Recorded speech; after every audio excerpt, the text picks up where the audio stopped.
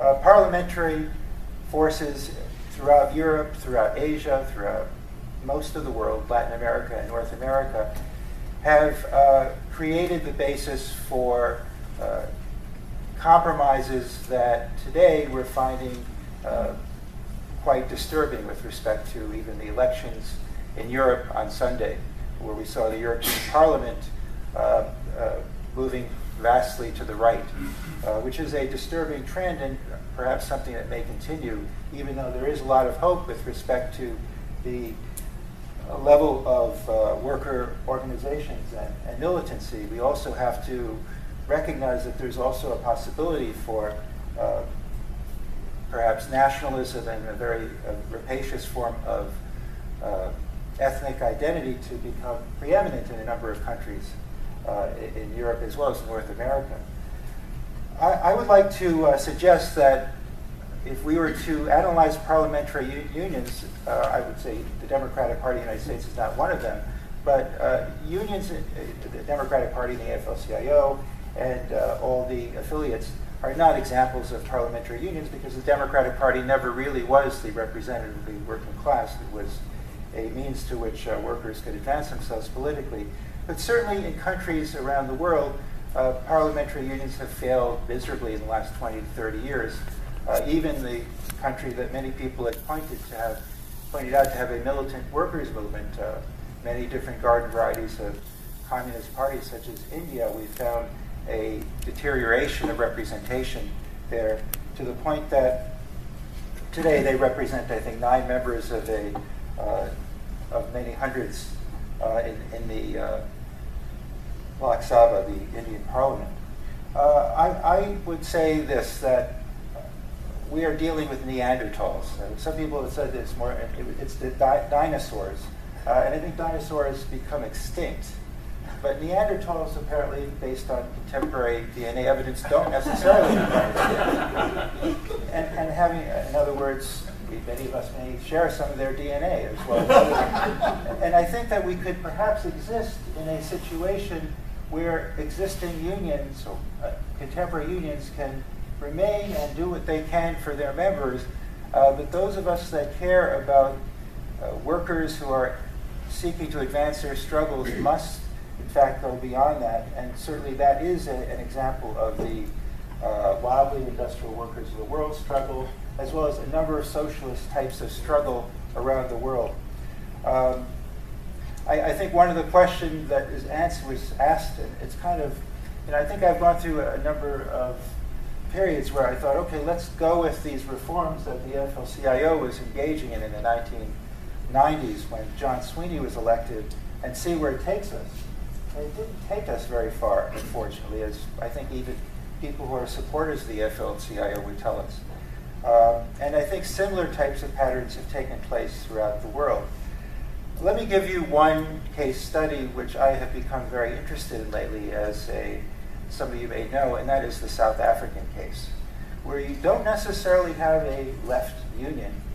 You don't necessarily have a generalizing force that represents the left in South Africa, but you have one of the most militant workers' movements in the world. I would say the same perhaps for China as well. In South Africa today, we are the 16th or 18th week of the strike of the platinum mine workers, to the point where, in fact, the South African platinum companies, mostly based in London, multinationals, Anglo-American, one of them, the owner of Miller Beer, has said we want to get out of the business of platinum production. I don't believe that for a second, but it's a means to seek a huge concession. What are the workers asking for? They're asking for an increase. In 2012, 3 years ago, they were making less than $300 equivalent, maybe less than $250 to $300 an hour if you were a rock driller. That's what you were making per month. Today, they're asking for the equivalent of over $1,000 a month. And that is an amazing example of a way in which workers are pushing the union, and not the union pushing the workers to concede. And I find that to be one of the most inspiring cases today, where you have actually, after, where are we now? it's not even 2 years after the Marikana massacre in South Africa, on August 16th, 2012, as I recall, where 30, 40 mine workers were executed by the South African police units, and they created an inquisition to discuss what was going to happen, and it turned out actually the police killed them. The state acknowledges this whole thing. And what the workers did is and I just want to make this side point, they do something that I think it's very difficult to do, I know for myself, when you have to make a decision that involves a break, a very severe break with established patterns, where you yourself will have to go on the line. Everything that you may have thought was normal becomes questionable, and everything gets thrown into a situation where you have complete doubt, but a situation where you feel that what you're doing is right and there's a degree of solidarity. I think those workers in Flint in the United States certainly did that, and I think workers in the mines of not just South Africa. We're now at the 30th anniversary of the Thatcher strike, the coal miners' strike to save their mines. 30-year anniversary this summer. And those workers made a conscious decision that they would not accept redundancies and unemployment, that they would fight it out whether they would win or lose their job, whether they would keep their job or not keep their job. In the same manner, the rock drillers, as well as some 70 to 80,000 workers in South Africa today, as we speak, have made it a conscious decision that they don't necessarily support their union. They don't necessarily not support them, but they consider their union, the National Union of Mine Workers, which was, the National Union of Mine Workers, which is one of the leading forces of the anti-apartheid movement, doesn't represent their interests. Again, some of the same themes that Jeremy and others brought up, and Elcher brought up, the idea that many of these workers are immigrants. Everybody's brought up. And many of these workers in South Africa, in the mines, are in fact immigrants. They're immigrant mine workers, and they always have been, from Mozambique and Swaziland and other countries. They're not necessarily as invested in the system, to say the least. But these workers in South Africa made a conscious decision that they would go on strike. This goes back to 2009. And this is a strike wave that has been going on for at least 5 years.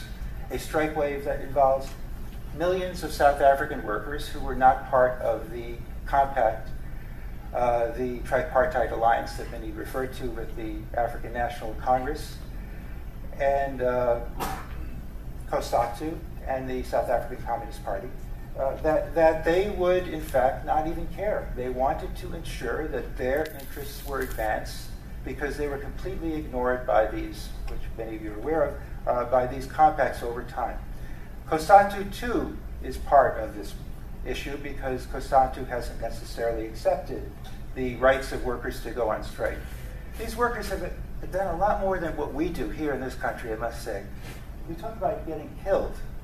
These workers are, not just in South Africa, in places like India too, and South America, people are putting their lives on the line for the right for other workers to gain the equivalent kinds of wages that they make, the right of community people to survive based on essential needs, food, water, housing, etc.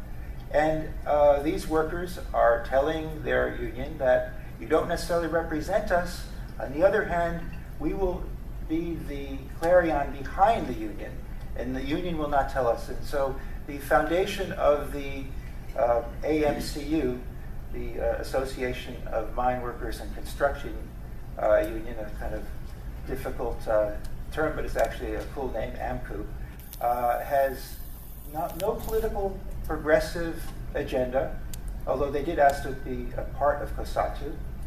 Yet on the other hand, they are engaging in a form of struggle that is unparalleled on a global basis. If you consider the per capita level of workers in South Africa and compare them to anywhere in the world, South Africa is the most militant, possesses the most militant working class in the world. Many scholars have, and activists have made this point. I guess echoing the work of Patrick Bond, who has certainly posited that the South African working class is much more militant than even the Chinese working class. And who would have ever thought that the Chinese working class today would possess the level of militancy even 6 months ago, where you have 48,000 to 50,000 workers going on strike against Nike and Adidas.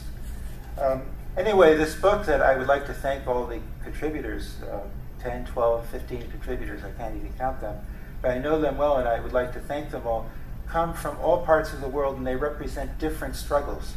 The struggles that are the Kobo workers in Italy who are engaged in a struggle extra-parliamentarily through autonomous organizing.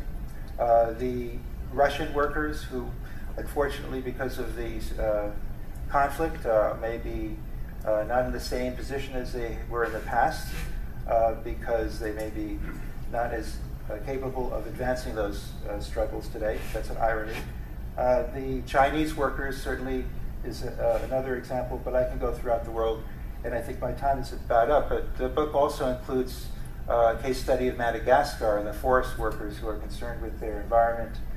Colombia with the coal mine workers. There was an event here with Avi Chomsky, who contributed to this book as well, I think at this very location, who has discussed the Citra Carbon workers, as well as the subte workers.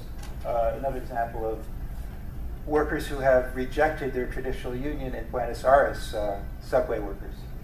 Anyway, there are many other examples. I'd just like to thank everybody for having me here. I think the compliments were too nice, but I appreciate them. But I think we should compliment ourselves in being here and continue in engaging in these various debates. I think they're very important, and thank you, everyone.